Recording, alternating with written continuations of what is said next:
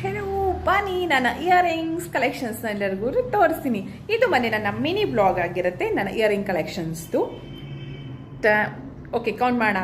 1 2 3 here you go. ಹೇಗಿದೆ?